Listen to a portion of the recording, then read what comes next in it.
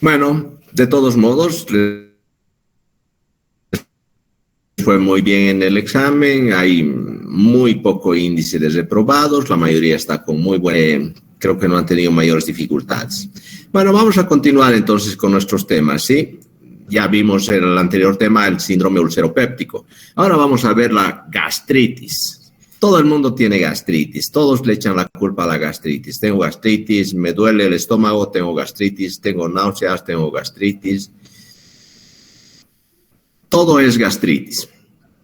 Bueno, como saben, el término itis refleja inflamación, entonces gastritis sería inflamación de la mucosa gástrica.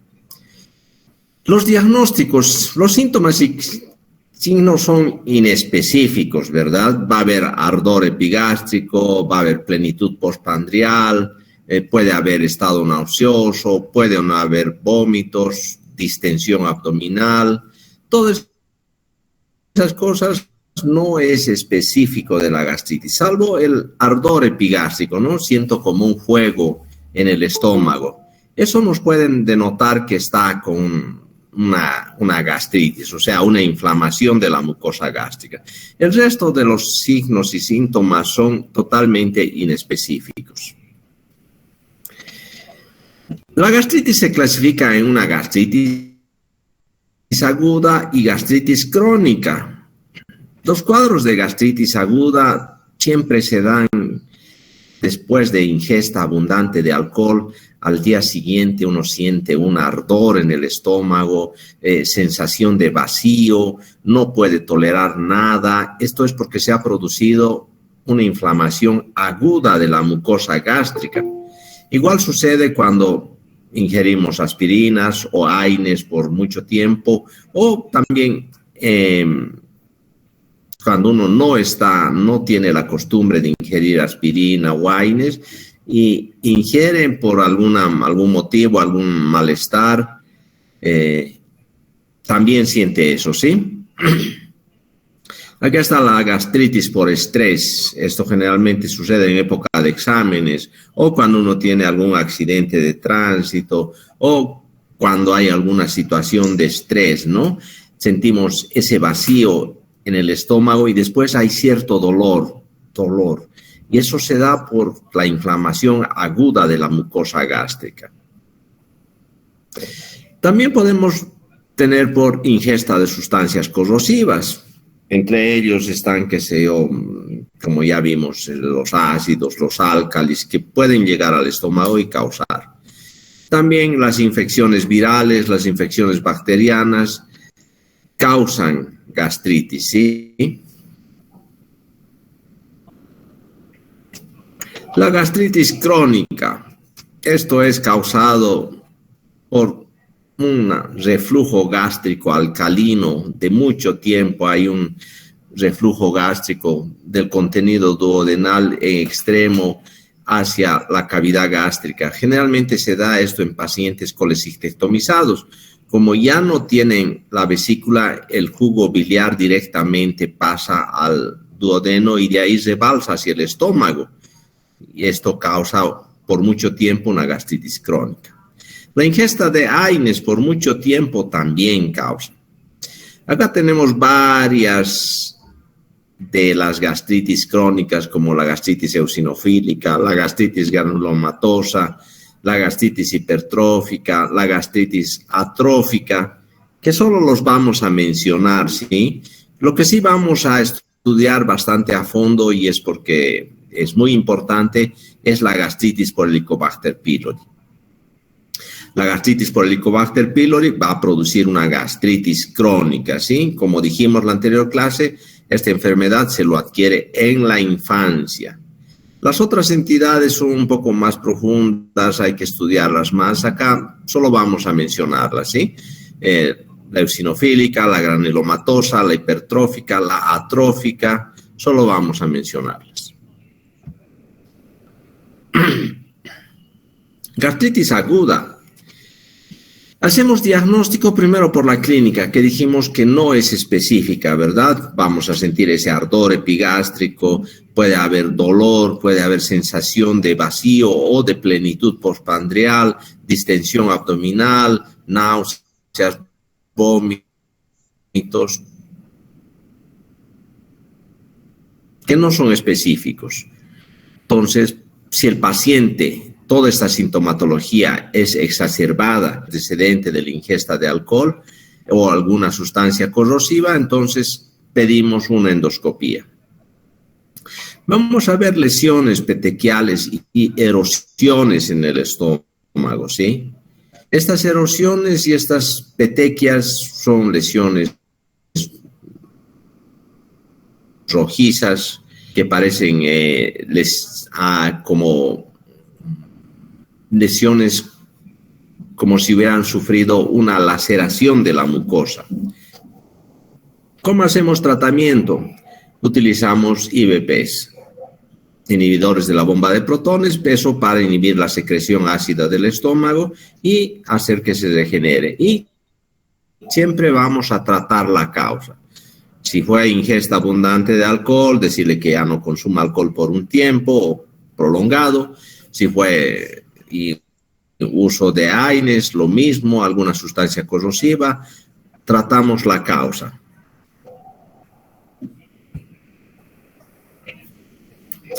Lo mismo en la gastritis crónica. En la gastritis crónica el paciente va a decir la sintomatología, que le arde, que tiene la sensación, plenitud patronal. Y cuando le preguntas, ¿desde hace qué tiempo tiene esto? No, te dicen años, meses, hace mucho tiempo, solo que tomaba un antiácido o tomaba algo con bicarbonato y se me pasaba. O también consumía alguna sustancia fría o leche fría generalmente y se pasaba. O sea, ya ahora se ha exacerbado la sintomatología, ya siento mucho más todos los síntomas y por eso recién acuden al médico. Entonces lo que hacemos es endoscopía. En la endoscopía vamos a ver diferentes lesiones, ¿sí? Vamos a ver erosiones, vamos a ver nodulaciones, incluso podemos encontrar ya úlceras, ¿sí? Hacemos el tratamiento, siempre es tratar la causa. Lo más común en estos casos, como vimos en la anterior clase, siempre es la ingesta de AINES y la infección por Helicobacter pylori. Si es infección por Helicobacter pylori, hacemos tratamiento de erradicación, tratamos el Helicobacter pylori, ¿sí? Bien, ahora vamos a entrar al tema en sí. Esto es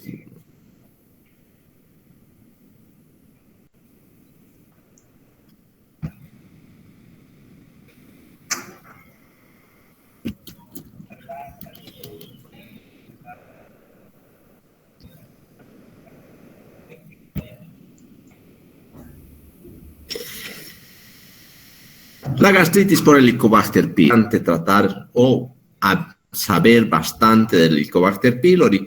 Esta es una bacteria que se la ha descubierto hace mucho tiempo. Por definición tenemos inflamación crónica de la mucosa gástrica. Las características del Helicobacter pylori: es un bacilo gram negativo, descubierto por Warren y Marshall. En 1900 Warren y Marshall ganaron el Premio Nobel de Medicina. Incluso para probar que la bacteria era la que causaba, ellos mismos se infectaron con la bacteria, con el Helicobacter pylori, y vieron que era la causante de las úlceras gástricas, las úlceras duodenales, las gastritis. Es un microorganismo espirilado móvil, productor de ureasa. Esto es importante, produce ureasa para protegerse, ¿sí? Entonces, tenemos la bacteria Helicobacter pylori, que es un bacilo gram negativo. Fue descubierto en 1986 por Warren y Marshall. Grandes científicos ganaron gracias a eso el premio Nobel. Es un microorganismo espirilado, móvil, se mueve mucho y produce ureasa. La epidemiología varía según la edad país de origen y estado socioeconómico, principalmente esto último, ¿no? El estado socioeconómico de cada país. Es más, la incidencia es mucho más alta en aquellos países que no tienen agua potable, no cuentan con sistema sanitario bueno, por lo tanto la infección es más prevalente en países del tercer mundo, o no en países subdesarrollados.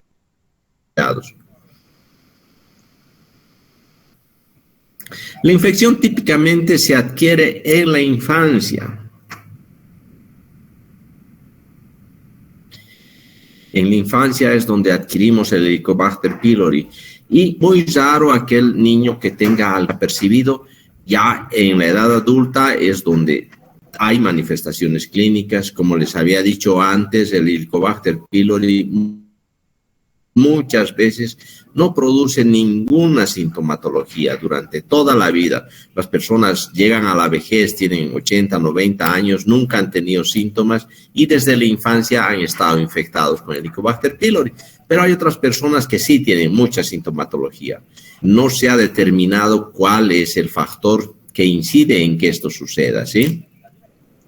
Como les había dicho, es muy importante los factores ambientales, el estado socioeconómico, falta de suministro de agua potable, malas condiciones sanitarias. Esto hace que se propague muy fácilmente el helicobacter contagiosa. Es una bacteria que se contagia en lugares donde el sistema socioeconómico es malo. El nivel de contagios llega a 80-90% de la población. ¿Cómo se transmite el Helicobacter pylori? La transmisión siempre es vía fecal-oral, ¿no? Lo más común es la ingesta contaminada de agua con Helicobacter pylori. Puede haber también la transmisión oral-oral. Muchos trabajos que han realizado generalmente los odontólogos han descubierto que en la cavidad oral existe Helicobacter pylori. O sea, también hay la transmisión oral. Y la transmisión gastrooral. Esta transmisión es sobre todo en personal sanitario que hay la transmisión gastrooral, entonces, ¿sí? ¿Cuáles son los factores de virulencia? ¿Por qué esta bacteria es tan virulenta? ¿Por qué se propaga tan rápidamente? Su propagación en todos los países. La tasa de incidencia varía. En los países del primer mundo estamos hablando del 40-50%. En los del tercer mundo estamos hablando de 80-90%. Pero todo el planeta está contaminado con Helicobacter pylori. Entonces, ¿por qué es tan virulento? Porque es móvil, se mueve mucho, tiene una motilidad importante. Esto hace que cambie de lugar, ¿sí? Como dijimos, es muy, muy difícil que una bacteria sobreviva en el pH gástrico. El pH gástrico es extremadamente ácido. Entonces, ¿cómo sobrevive esta bacteria? Produce ureasa. Es una sustancia que neutraliza el ácido gástrico, el ácido clorhídrico y por lo tanto va a producir una capa protectora y va a salvarse la hipocloridria, o sea, induce a que el estómago deje de producir ácido clorhídrico. También produce ATPasa de tipo P, ¿sí? La ATPasa es una enzima que hace que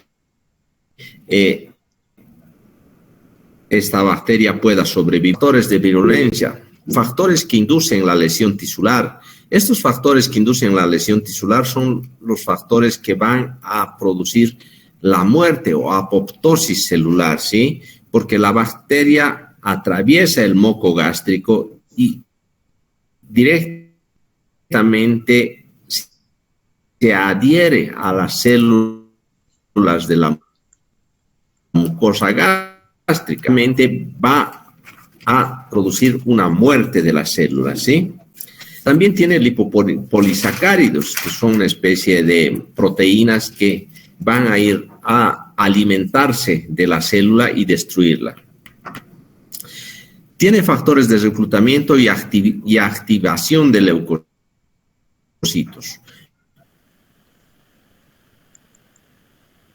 Entonces, estos factores de reclutamiento activan los leucocitos. ¿Eso qué quiere decir? Mucosa gástrica. También posee dos proteínas. Esto se ha estudiado bastante, la proteína CACA y BACA. Las dos proteínas son las responsables de producir el cáncer gástrico, ¿sí? Estas dos proteínas, la BACA y la CACA, son las encargadas o las que tienen toda la culpa de que esta bacteria nos produce. Algo importante también, tienen proteínas de shock térmico, producen un shock térmico, un sobrecalentamiento de la célula donde se adhieren, producir la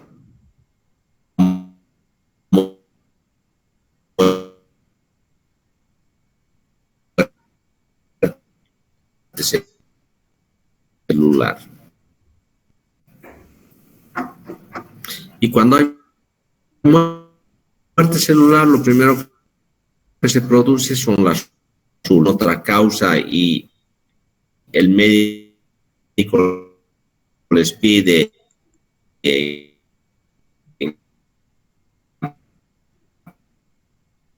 se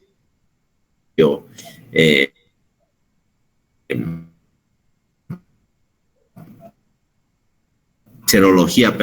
Los síntomas son totalmente neurosis, sensación de distensión abdominal. Todos estos síntomas son inespecíficos. Bien, el paciente se hace una endoscopía, se toma biopsia de la mucosa gástrica y se manda al patólogo, y el patólogo nos va a decir tiene una gastritis crónica y está producida por Helicobacter pylori. Van a ver en el microscopio las bacterias espiriladas, ¿sí? Otro método para hacer diagnóstico no cruento, porque bueno, la endoscopía es un método cruento, tenemos que introducir el endoscopio, muchas veces se da y también eleva costos. Podemos pedir ELISA para Helicobacter pylori en materia fecal, que es un método no cruento, ¿no? Y tiene una muy buena especificidad. Tiene hasta 80% de especificidad, un ELISA para Helicobacter pylori en materia fecal, que nos va a dar con una especificidad muy alta la presencia o no del Helicobacter pylori. Otro método que también se utiliza, el carbono 14 va a detectar pylori en el aliento de las personas. Este test tiene también buena especificidad, es un poquito más caro que el ELISA para Helicobacter pylori, es un método también no cruento. Lo único que el paciente tiene que hacer es soplar en una botellita, sopla ahí y el carbono 14 se va a activar o no se va a activar ante la presencia del Helicobacter pylori. Otra prueba es prueba de ureasa en el aliento. Como esta bacteria es productor de ureasa, esta prueba va a detectar la presencia de ureasa en el aliento y nos va a dar de forma indirecta, nos va a decir que hay la probabilidad de que tenga el paciente infección por Helicobacter pylori. Método sincroental, el test del aire expirado marcado con carbono 14 y la prueba de ureasa en el aliento. Todas estas pruebas se realizan en todos los lugares, sí tenemos todas estas pruebas acá también. Creo que ahora es en todo lado, ¿no? Ya es muy común, muy popular el Helicobacter pylori. ¿Por qué hacemos tratamiento del Helicobacter pylori?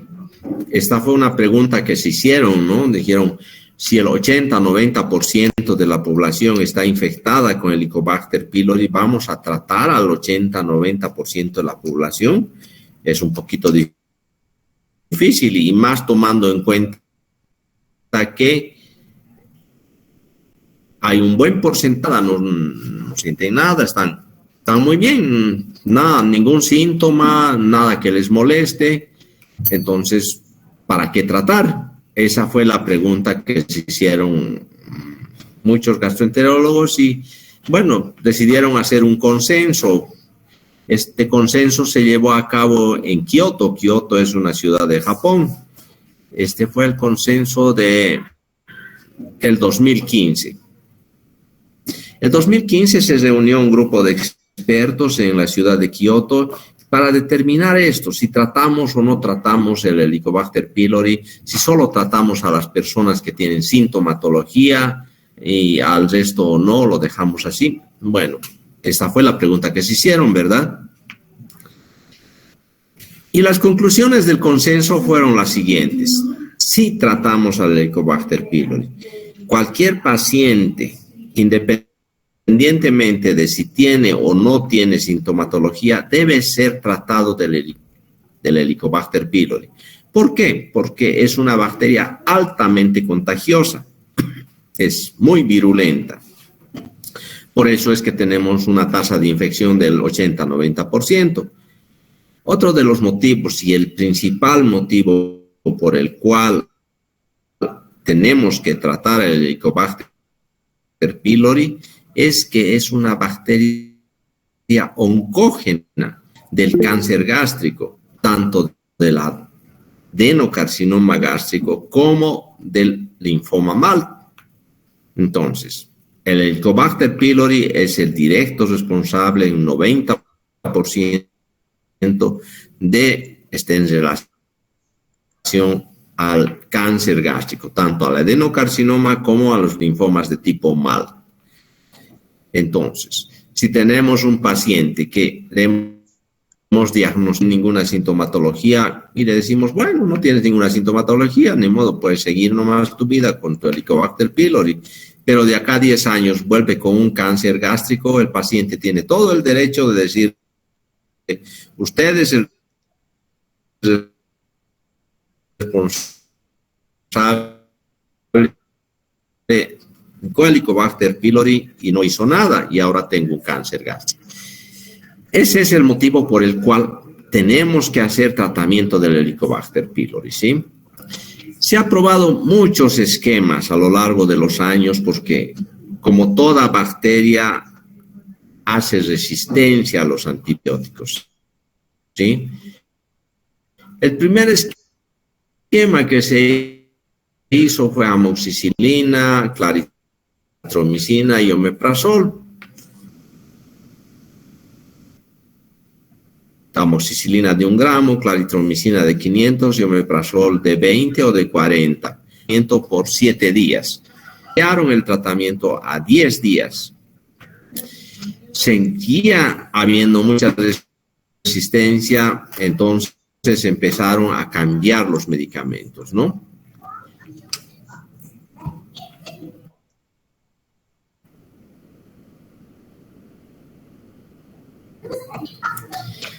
Que utilizamos amoxicilina de 1 gramo, omeprazol o cualquier IBP, claritromicina y metronidazol. Ya acá utilizábamos un esquema cuádruple. Siempre por 10 a 14 días. Ya nunca más se utilizó solamente 7 días.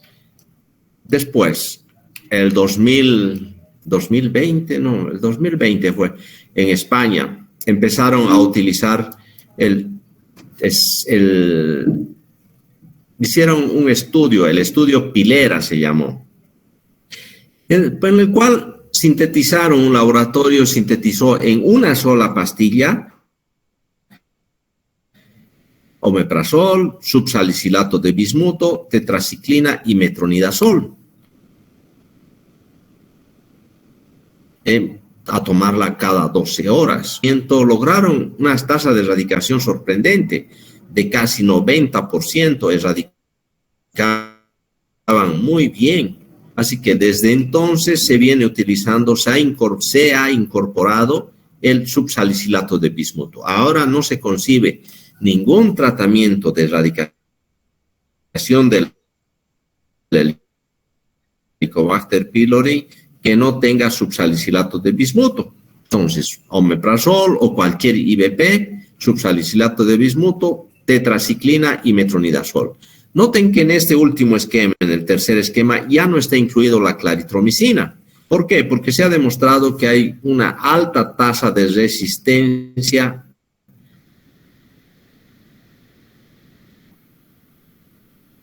de parte del Helicobacter pylori está sustituyéndose prácticamente la claritromicina por la tetraciclina. Todavía se usa los esquemas triples, hay muchos esquemas triples que están utilizando, ¿no? Como el primer esquema, que es amoxicilina, claritromicina y omeprazol. ¿Por qué? Porque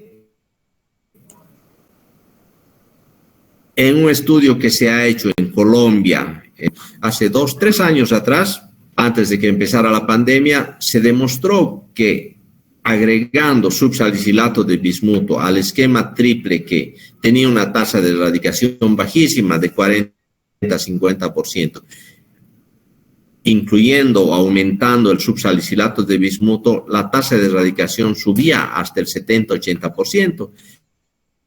Eso animó a muchos laboratorios a seguir utilizando el esquema triple, pero agregando subsalicilato de bismuto. O sea, en este momento, todos los tratamientos de erradicación del Helicobacter pylori tienen que incluir bismuto. Con eso, la tasa de erradicación aumenta mucho.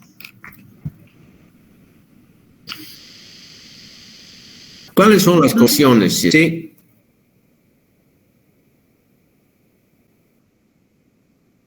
Perdón. Este tercer esquema se usa por ¿cuántos días?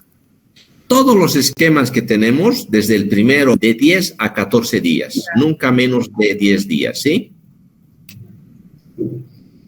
Muy bien. Seguimos. ¿Cuáles son las complicaciones? Va a producir una gastritis atrófica crónica. El Helicobacter pylori es el responsable de las úlceras gástricas y duodenales. Úlcera gástrica, en un 80% encontremos una úlcera duodenal o una úlcera gástrica, tenemos que tomar biopsias y erradicar el Helicobacter pylori, porque como les digo, el Helicobacter pylori es el responsable en el 80-90% de las úlceras gástricas y de las úlceras duodenales. Y en más del 90% del cáncer gástrico. Es una bacteria oncógena. Repito, esto es muy importante, por eso siempre que encontremos paciente con Helicobacter pylori, tenemos que erradicar el Helicobacter pylori. En el diagnóstico del Helicobacter pylori, mucha gente pide serología, o sea, un examen en sangre del Helicobacter pylori. El examen en sangre del Helicobacter pylori no es muy específico porque es un recuerdo inmunológico. Casi siempre va a salir positivo. Si quieren la endoscopía, no recurran nunca a las pruebas de sangre, porque nos van a salir, siempre nos va a salir positivo y no es muy fidedigno eso. Siempre pidan test del aliento expirado, pidan lo más común y lo más barato que hay, siempre es el ISAP, Helicobacter pylori en materia fecal, que como les dije, y pues solo es una complicación, es lo más importante encargado de las úlceras gástricas duodenales, es el cáncer gástrico.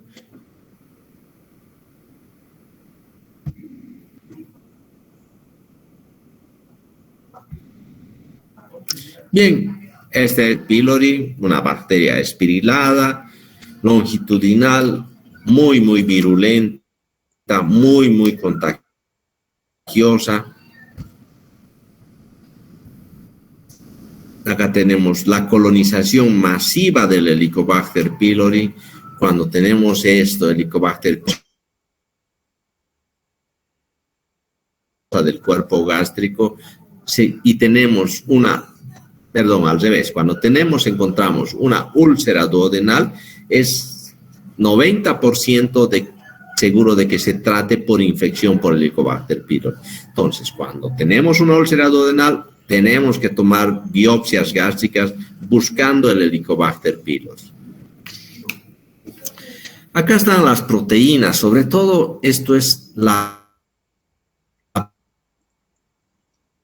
BAC-A y la CAG-A. Estas dos proteínas son las responsables de producir el cáncer gástrico, ¿sí?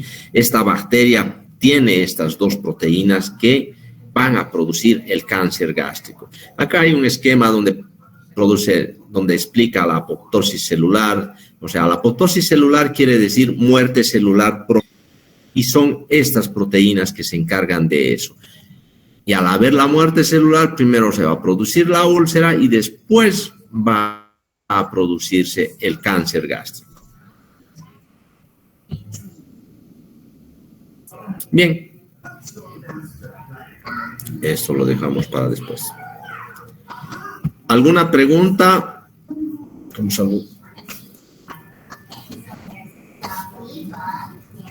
No, doctor, está muy bien. Claro, ¿no? Bueno, pongan presente, por favor, en el chat todos.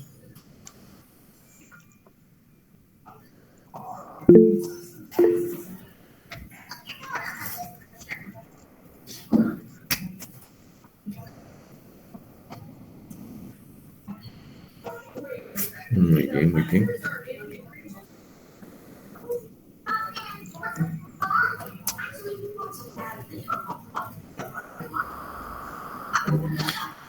Por favor, traten de ser puntuales. Han visto que muchos quieren entrar todavía a la clase después de que hemos empezado, pero bueno, como les dije antes, nuestra clase empieza a las 8, pero quedamos en que íbamos a dar ese lapso de 10 minutos más para que todos pudieran llegar. Después de las 8:10 ya prácticamente nadie entra a la clase, ¿sí?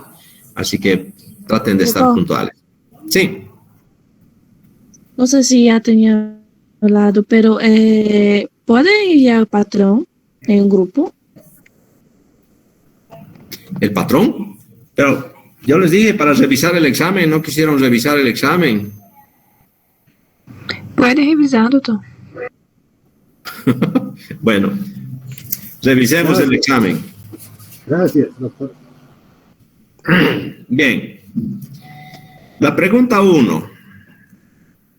Inervación del esófago está dada por, excepto, decía, ¿verdad?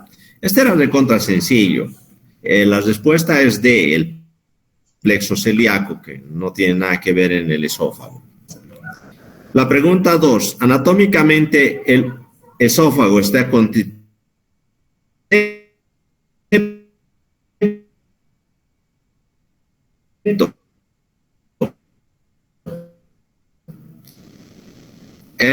la respuesta en fibras musculares oblicuas del esófago. Pregunta 3. El divertículo de Schenkel se presenta.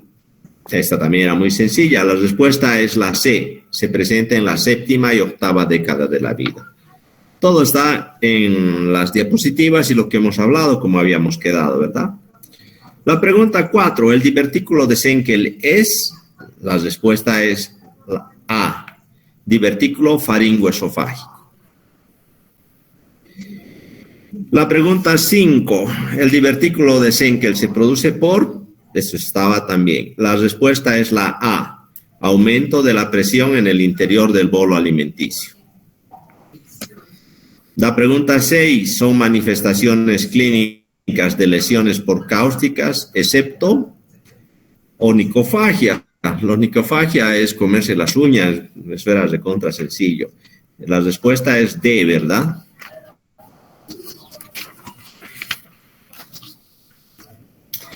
La pregunta 7. El tratamiento de las lesiones por cáusticas, todos son correctas excepto. Nunca dijimos provocar vómito, no provocar vómito. Entonces la respuesta era la B en la 7. La 8, definición de acalasia. La respuesta era C, aperistalsis del cuerpo esofágico e incompatibilidad, relajación del esfínter esofágico inferior.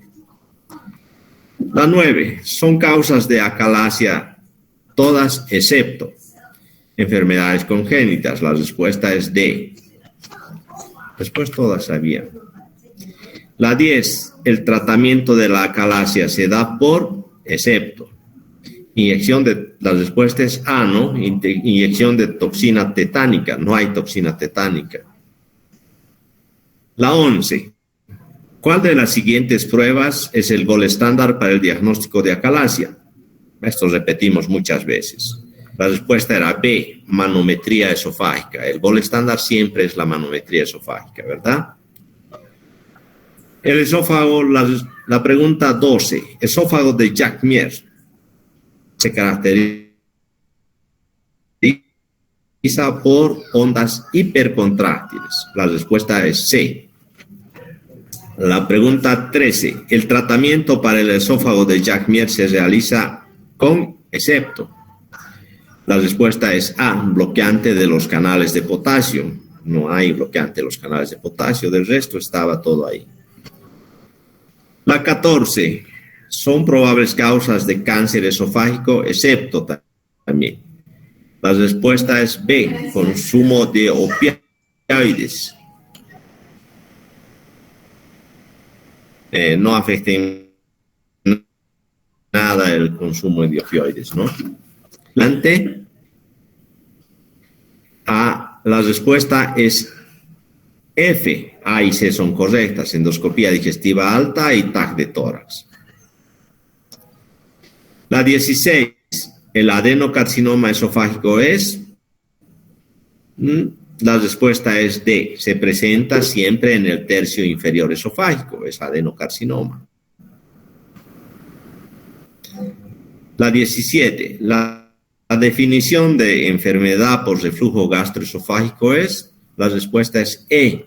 Paso retrógrado del contenido gástrico hacia el esófago. La pregunta 18. ¿Son factores predisponentes de ERGE excepto aumento de la cintura pélvica? La respuesta es A. Algunas eran muy fáciles, muy regaladas. 19. ¿Son complicaciones del ERGE? La respuesta es F, A y C. 20. ¿Cuál de las siguientes afirmaciones es falsa respecto a en relación al ERGE?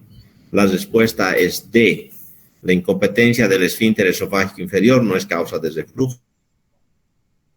Sí es causa. Si el esfínter está incompetente, seguro que va a haber reflujo. 21. La clasificación de Los Ángeles para esofagitis del grado A, la respuesta era C. 1 o varias lesiones mucosas menores de 5 milímetros. La pregunta 22. ¿Se define esófago de Barrett como? No es una definición. La respuesta es C. Cambio metaplásico del epitelio esofágico.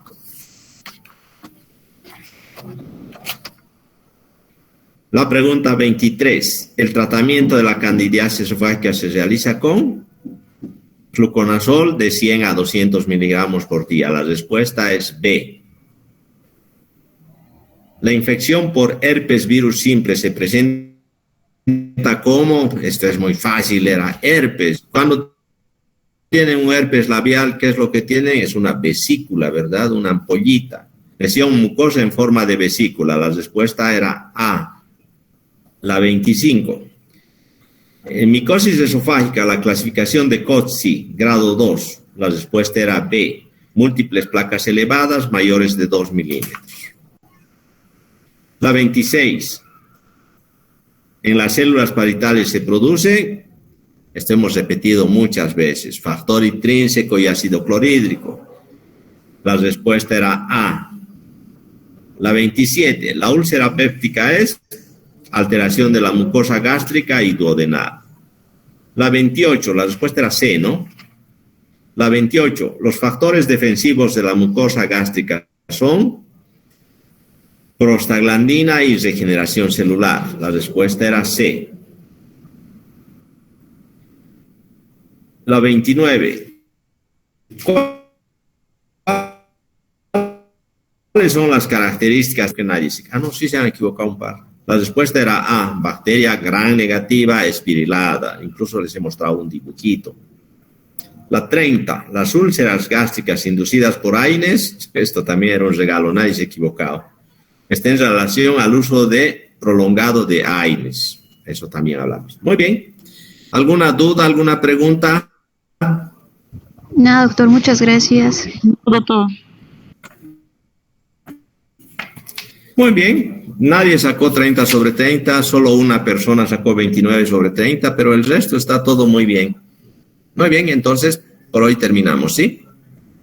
Gracias, doctor. Hasta luego, doctor. Gracias, doctor.